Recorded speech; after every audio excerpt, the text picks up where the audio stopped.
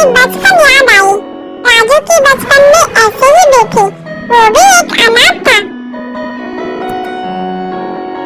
राजू बच्चे के पास गया, उसे आइसक्रीम देकर खाने को कहा। पूछा, छोटू तुम्हारा नाम क्या है? तेरे कोई नहीं है क्या? बच्चा उदास होकर कहा, मैं अनाथ हूँ, आप मेरा नाम छोटू ही समझ लीजिए। राजू बोला, बेटा मैं तुम्हारा देखभाल करूंगा, तुम्हारी हर जरूरत को मैं पूरा करूंगा, स्कूल भी भेजूंगा, क्या तुम मेरे साथ चलोगे? छोटू बहुत खुश होकर राजू के साथ चला। इसी बीच में राजू अपनी ट्रॉली का बात ही भूल गया। गर्मी की वजह से सारा आइसक्रीम पिघल गई। अब राजू भी कुछ नहीं कर सकता। उदास होकर छोटू को भी अपने साथ लेकर घर चला गया। आज तो छोटू आराम से सो गया, लेकिन राजू सोचता हुआ पूरी रात संकट में बिताई। अगले दिन सुबह रोज की तरह राजू आइसक्रीम बेचने अपनी ट्रॉली को लेकर तैयार हो गया। छोटू से कहा, घर वापस आते समय मैं तुम्हारे लिए जरूरत चीजें लेकर आऊंगा। ऐसे कहकर राजू सोचता हुआ वहां से निकल पड़ा। राजू को रास्ते में एक मुनि नजर आए। राजू मुनि के पास जाकर प्रणाम किया। मुनि ने राजू से पूछा, क्या समस्या है? राजू बोला, मैं अपने इस छोटे गाड़ी से अब तक जीवन चला रहा हूँ, लेकिन अब तो मुझे एक बालक का भी ख्याल रखनी है। मुझे कुछ समझ में नहीं आ रहा है कि मैं उसके सारे जरूरतों को कैसे पूरी करूँ। आप ही इस समस्या का परिष्कार कीजिए।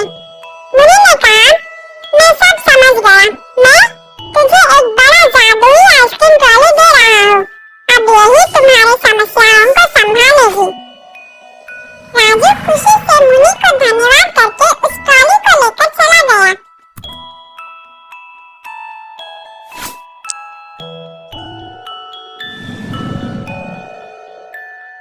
रास्ते में आइसक्रीम बेचता हुआ जा रहा था।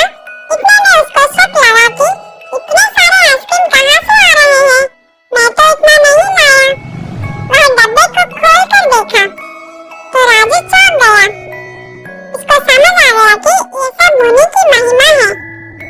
रोज की तरह राजू स्कूल के पास आ गया।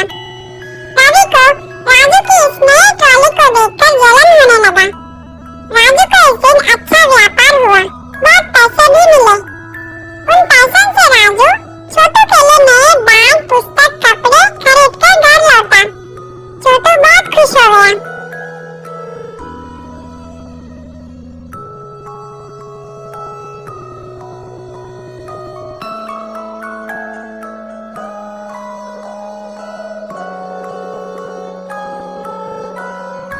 राजू छोटू को अपने साथ लेकर स्कूल पहुंचा।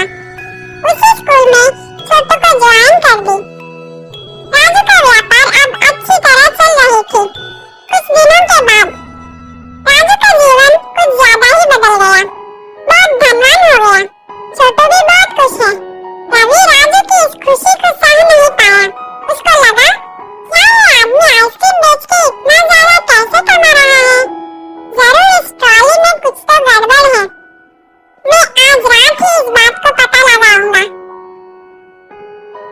रात के समय सब लोग सोने के बाद रवि चुपके से राजू की आइसक्रीम ट्रॉली के पास आकर ट्रॉली के अंदर देखा।